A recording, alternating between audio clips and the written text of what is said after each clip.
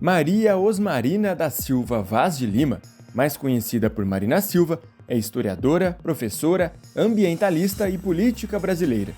Eleita senadora do Acre por 2 mandatos, Marina também foi ministra do Meio Ambiente entre os anos de 2003 e 2008, além de ter sido candidata a presidente nas eleições de 2010, 2014 e 2018.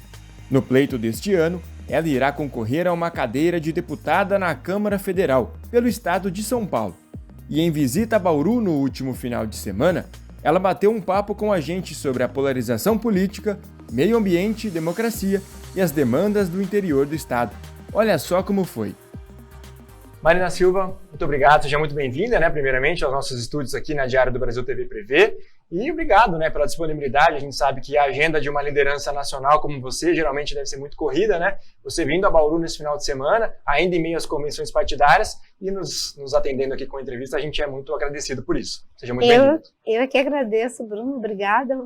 Uma satisfação aqui de novo com vocês na cidade de Bauru. Acho que essa é a 3ª ou a 4ª vez que eu estou aqui. E, de fato, a gente está tendo as nossas convenções, a da Federação Rede PSOL vai ser amanhã, sábado. E o que te motivou, a sua vinda a Bauru? A gente sabe também, lançamento da pré-candidatura do deputado estadual Edilson Marciano, tem outras agendas. Fala um pouquinho para a gente sobre essa sua visita. A gente vai ter o lançamento, da pré-candidatura do Edilson, a deputado estadual. Essa é uma das principais razões. Obviamente que também para poder entrar em contato com as demandas da cidade, do município. Aqui é um município que tem, digamos assim, algumas questões que são fundamentais de serem resolvidas, como é o problema da questão do saneamento básico, questões ligadas mesmo ao processo de urbanização, que foi muito rápido e deixou sequelas muito grandes em relação à cidade. E, obviamente, que entrar em contato com essas realidades é sempre importante para que a gente possa depois tratá-las.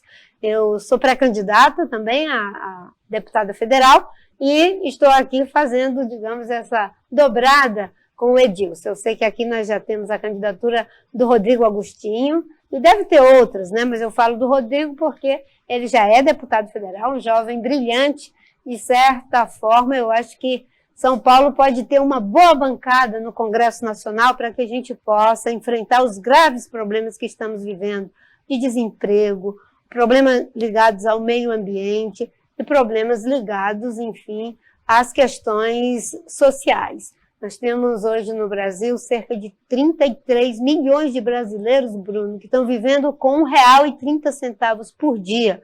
É disso que se trata. Por isso que quanto mais gente boa e preocupada em ajudar o Brasil, ajudar São Paulo, na Leste, como é o caso do Edilson, melhor.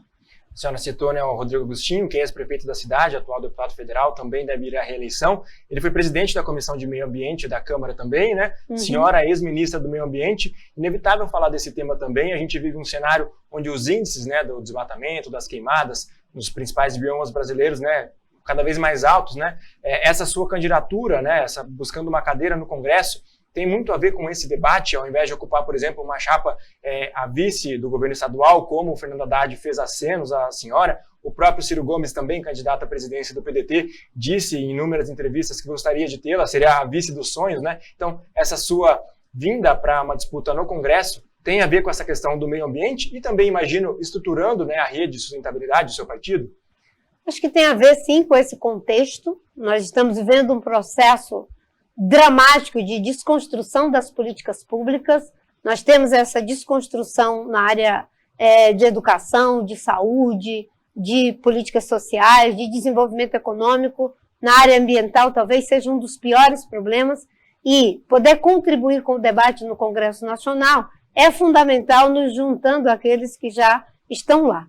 O debate sobre vice ou não vice, ele está colocado, está sendo tratado. Na verdade, eu já estou apoiando o Fernando Haddad, a rede já está apoiando o Fernando Haddad, por entender que ele é a melhor alternativa para São Paulo e porque a gente precisa de alternância de poder. O PSDB já está aqui há quase 30 anos, na democracia a alternância de poder é saudável. Obviamente que a gente tem que olhar para tudo isso com muita tranquilidade. Acho que no campo democrático a gente tem que saber manejar as nossas diferenças. O que a gente não pode é flertar com posturas autoritárias. Então, o debate está sendo feito com os partidos que compõem a frente de apoio à candidatura do Fernando Haddad e com muita tranquilidade. Acho que ele está manejando isso tudo muito bem e a gente está fazendo aí um esforço para debater São Paulo, debater o Brasil, debater os problemas ligados à nossa juventude. A gente tem aí digamos assim, uma situação muito difícil para os jovens no mundo e no Brasil, com o problema da mudança climática, a falta de emprego, a educação que precisa se atualizar para criar novas oportunidades e, sobretudo, enfrentar o problema das desigualdades.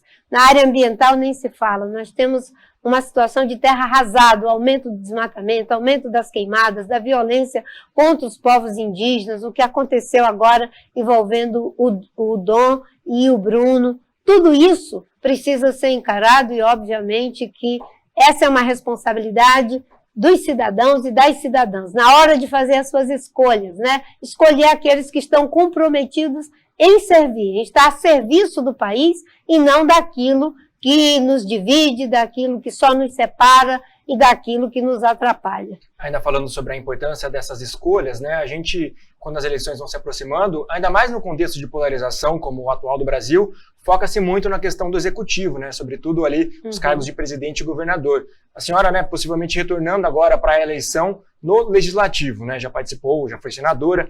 Como é que você vê esse cenário, o debate em torno da eleição do Congresso? E recentemente, né, até comentei aqui nos bastidores que o deputado Vicentinho, 5 vezes deputado federal do PT, seu ex-colega de partido, esteve aqui com a gente, e ele falou que aquela máxima de que passam-se 4 anos e as pessoas sequer se lembram, né, de quem votaram na última eleição, principalmente para estadual e federal, que ele sente que isso é cada vez pior, e até colocando a polarização como um dos motivos. Como você percebe isso no cenário eleitoral e como tenta reverter, já que possivelmente possa concorrer novamente a um cargo no legislativo? Olha, eu acho que você levantou uma questão fundamental. A gente foca no executivo, na hora de eleger o prefeito, o governador, o presidente da República, e esquece que uma boa parte dos problemas, eles acontecem dentro do legislativo, no caso, o Congresso Nacional. Veja um problema gravíssimo. Você que está desempregado, você que não consegue fazer o exame quando precisa, ter a consulta quando precisa, ter o transporte de qualidade, a gente tem, dentro do Congresso, um grupo de deputados que fazem parte da base de sustentação do governo, que tem esse nome estranho de Centrão, que pegou o orçamento público, separou 16 bilhões para poder fazer suas campanhas em benefício deles próprios e da base do governo. Enquanto isso, falta dinheiro para a educação, para a saúde, para melhorar a vida das pessoas. Chamado então, orçamento secreto. O orçamento secreto. Agora você veja, Bruno, é dinheiro público, por que é secreto? Se é público, tem que ser transparente.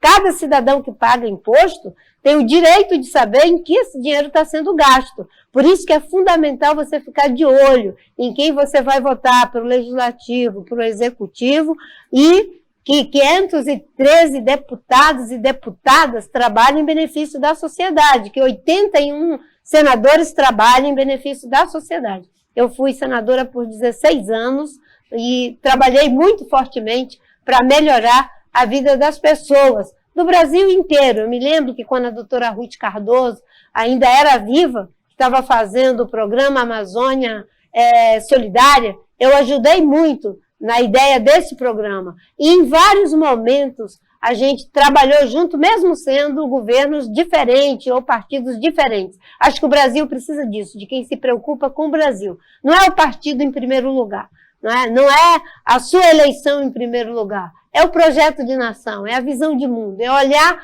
para esse Brasil que está cindido, esgarçado, e ver como é que a gente une todos os esforços para melhorar a vida das pessoas. Tem uma coisa que eu estou muito feliz, eu estou vendo que tem muitas pessoas jovens que estão saindo candidatas, homens, mulheres, enfim, de todos os segmentos, muitas candidaturas pretas, comprometidas em ajudar a fazer com que a gente faça a reparação histórica do racismo, da desigualdade que cai de forma muito forte sobre a população preta, que é mais da metade da população, mulheres, vários segmentos, né? Por isso que eu fiz questão de estar aqui para pré-candidatura do Edilson, porque eu torço muito para que a gente tenha um deputado com a presença, a competência, o compromisso. Eu estou com 64 anos e eu fico muito feliz quando eu vejo pessoas jovens como você, como ele, se dispondo a ajudar. Você é como um bom formador de opinião e ele, com certeza, como um bom deputado. A gente agradece, mas aproveitando até o assunto, falar sobre jovem,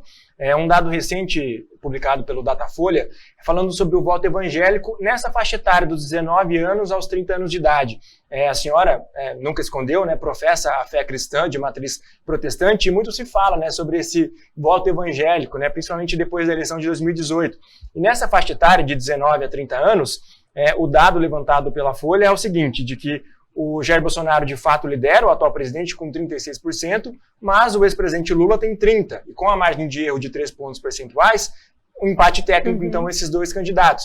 E o outro terço que sobra se divide em outros candidatos, ou ainda está indeciso, votaria branco ou nulo.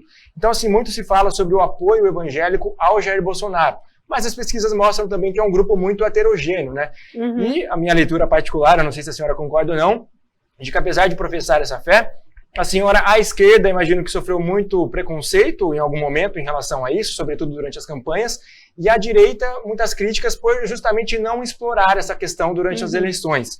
A senhora concorda? E como é que, né, a mídia, a academia pode entender esse voto evangélico, que embora uma parcela que apoia Jair Bolsonaro seja muito ativa, muito engajada, existem também diferenças não só teológicas, mas políticas dentro desse grupo tão diverso no Brasil?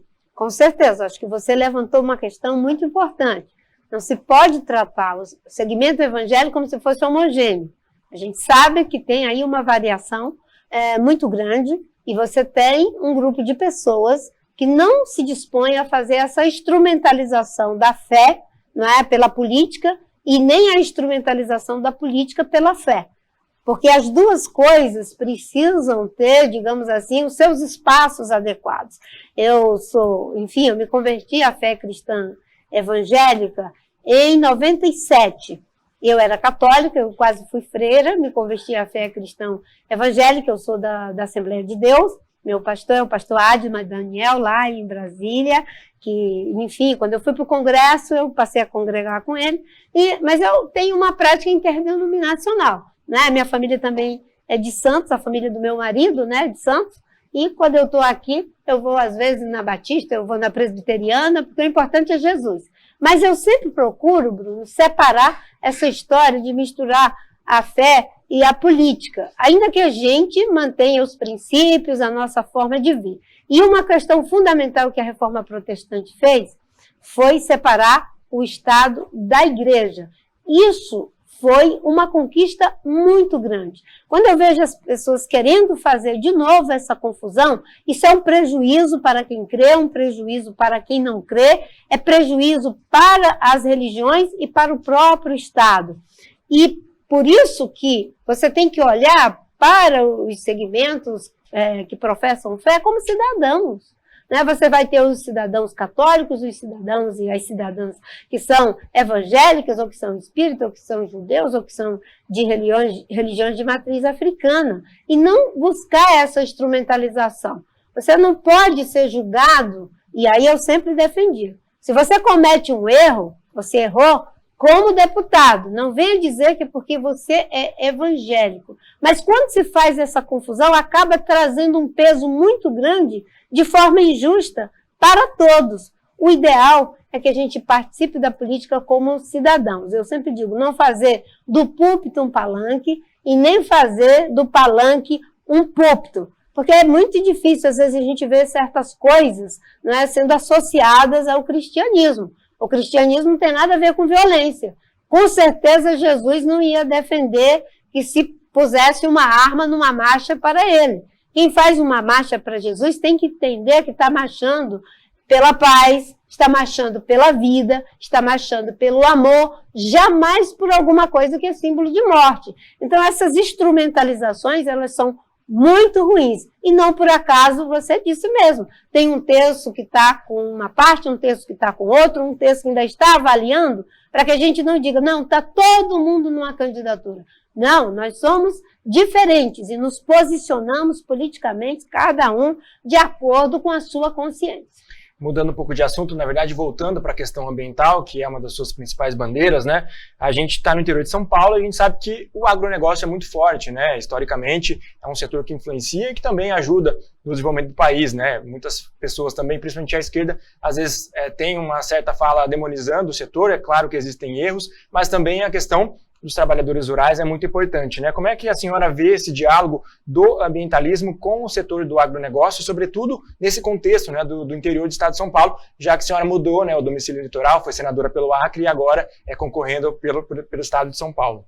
Olha, Bruno, eu sempre digo que não se pode fazer essa guerra entre economia e ecologia, principalmente nos dias de hoje. Proteger meio ambiente é proteger o agronegócio de boa qualidade. Nós somos um país que é altamente vulnerável ao problema das mudanças climáticas. Se você destrói as florestas, você vai diminuir cada vez mais o regime de chuvas do nosso país. Nós não temos como ser a potência agrícola que nós somos se nós não tivermos água. E nós não teremos água se não tivermos floresta. Veja que as coisas se completam. Existe uma boa parte do agronegócio que já compreendeu isso, inclusive aqui em São Paulo, que é altamente tecnológico, certo? Inclusive a gente conseguiu uma coisa aqui em São Paulo que parecia impossível. Lembra daquela história da queima da cana-de-açúcar para poder fazer a colheita? Na época em que isso foi levantado, que era um problema ambiental, criava problemas de saúde, várias questões envoltas nisso. As pessoas ficavam demonizando os ambientalistas. Depois foi feito um processo de transição e hoje eu sei que São Paulo e o setor têm orgulho de não ter mais essa forma de destruir meio ambiente, de ter uma força de trabalho que era muito complicada. Às vezes você ainda encontra regime de semi-escravidão. Veja que no começo as pessoas resistem, depois elas até ficam orgulhosas, até porque as novas gerações estão chegando, né? Os pais estão sendo muito cobrados pelos filhos. Eu vejo no setor florestal, tem filho que não quer mais que ele tenha uma vida de madeireiro, que entra na terra dos indígenas, que pratica violência, que rouba madeira, invade unidade de conservação. Eles querem concessões florestais, para poder ter uma concessão que passa de pai para filho, de filho para neto. É isso que nós precisamos, ter uma atividade sustentável. Ser sustentável não significa abrir mão de ter prosperidade. Agora, só que você vai ter prosperidade de forma duradoura. Só um dado, a Amazônia é responsável por 75% do PIB da América do Sul. Imagina o que é destruir 75% do PIB de uma região que tem mais de 600 milhões de habitantes. Agora, pega essa realidade para nós. É mais complicada ainda. A Amazônia é responsável pelas chuvas do sul, do sudeste e do centro-oeste. Se ela for destruída, nós vamos ter graves problemas para o pessoal da cana-de-açúcar, para o pessoal do café, para o pessoal que faz plantio de seringueiras, que temos aqui também em São Paulo, para o plantio da soja, para todas as atividades agrícolas. Quando eu fui ministra do Meio Ambiente, a gente conseguiu reduzir desmatamento em 83%, né, com o plano. Ao mesmo tempo, o agronegócio subia a 2% a 3%. Veja que as coisas não eram, digamos, incompatíveis. E agora, com essas práticas nefastas do governo Bolsonaro, nós estamos tendo prejuízo. Muitos investidores querem parar de investir no Brasil, muitos negócios podem ser emperrados fora do Brasil e a gente não consegue fechar o acordo com o Mercosul, que é fundamental. Eu duvido, e digo isso com muita certeza, se o trabalho que a gente começou no Ministério do Meio Ambiente não tivesse sido desmontado por esse governo, se a gente não tivesse já fechado o acordo com o Mercosul, fundamental para o Brasil. A senhora deu a deixa do seu trabalho à frente do Ministério, né? Ampliando a questão para o cenário nacional da eleição à presidência, para finalizar também, né? Imagino que a pergunta que a senhora tem respondido nos últimos tempos, a exaustão, né, em relação ao apoio. A rede liberou os seus filiados, né, para poder apoiar quem eles bem entenderem, desde que não o presidente Jair Bolsonaro, né? Sim. E a senhora até o momento deu alguns indícios, tem dado algumas falas, às vezes pendendo para o lado do Ciro Gomes, às vezes para o lado do presidente Lula. Ainda chegou-se a uma conclusão? A senhora vai apoiar publicamente, vai subir ao palanque de algum candidato? E se sim, toparia o desafio de voltar ao Ministério do Meio Ambiente? Olha, primeiro acho que tem uma coisa que todos nós já temos claro. Todos estamos apoiando a democracia. Todos estamos apoiando que não se destrua as florestas, não se assassine pessoas. Todos estamos apoiando que deve ter vacina, respeito à ciência. Todos estamos apoiando que se deve ter educação de qualidade sem corrupção, sem propina dentro do MEC. E assim por diante. Em relação à rede, você disse muito bem, a rede liberou no campo democrático popular que pode apoiar Ciro ou Lula. Alguns já estão se manifestando, como é o caso da Heloísa com Ciro, do Randolfo Rodrigues com o ex-presidente Lula. No meu caso, nós já estamos apoiando o Haddad aqui em São Paulo, mas eu ainda estou aprofundando o debate em relação ao plano nacional. E aí eu tenho dito uma coisa, é muito importante que os candidatos deixem cada dia mais claro o que eles estão apoiando, com o que eles estão se comprometendo. Até porque essas eleições são eleições muito diferentes. Nesse momento é fundamental que se pense o seguinte, nós temos uma questão de legítima defesa. A defesa do Estado Democrático de Direito, do funcionamento das instituições, das políticas públicas. Isso é ponto pacífico. O Brasil não aguenta mais 4 anos do governo Bolsonaro. Agora, é fundamental que a gente faça o debate e os candidatos compreendam que em momentos de anormalidade, quando a democracia é atacada, quem tem que ser o principal protagonista não é o partido, é o povo, é a sociedade. Até porque, se nós tivermos alguma aventura autoritária, como tentaram nos Estados Unidos, e eles estão armando a população, fazendo uma série de ameaças, reconhecendo o processo das urnas eletrônicas, se tivermos alguma escaramuça autoritária, que eu acho que o alto oficialato brasileiro não entra nessas aventuras, né? Nós temos que ter uma sociedade muito consciente de quem defendeu a democracia foi ela. E é assim que vai ser melhor para aquele que vier a ganhar as eleições. É por isso que eu estou aprofundando esse debate. Mas, obviamente, que eu tenho a clareza do que está em jogo, né? Já estou colocando ideias, propostas para o emprego, para a democracia, para que a gente tenha, inclusive no estado como São Paulo, né? Um desenvolvimento que também aconteça no interior do estado, que São Paulo é o estado que reúne as melhores condições para fazer uma virada de chave, né? São Paulo tem os melhores recursos econômicos, os melhores recursos humanos, de pesquisa, tecnologia e inovação. Para a gente chegar a um novo ciclo de prosperidade, a economia do século XXI, imagina a gente produzindo energia solar, energia de biomassa. São Paulo vai ser o grande fornecedor de equipamento, de produtos, de materiais. O meu olho brilha, porque eu vejo as universidades já treinando essa nova força de trabalho na direção desse novo ciclo de prosperidade. Só para finalizar, então, a senhora respondeu muito bem, mas em relação ao Ministério, caso fosse um governo que tenha topado esses seus ideais, adicionado ao plano de governo, sobretudo na área ambiental, aceitaria o convite novamente ou acha que realmente é o momento de atuar em outras esferas? Olha, para mim, muito, muito importante é a gente poder pensar a política nacional de meio ambiente.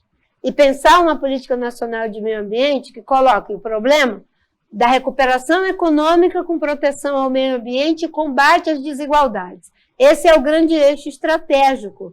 Dentro desse eixo, como é que a gente faz a questão da transição energética? Como que nós vamos fazer para chegar ao desmatamento zero, que é uma necessidade muito urgente que está posta? A questão da infraestrutura para o desenvolvimento sustentável, eu poderia aqui encomendar bastante essa história. Agora é a agenda da proteção e da atividade de base sustentável.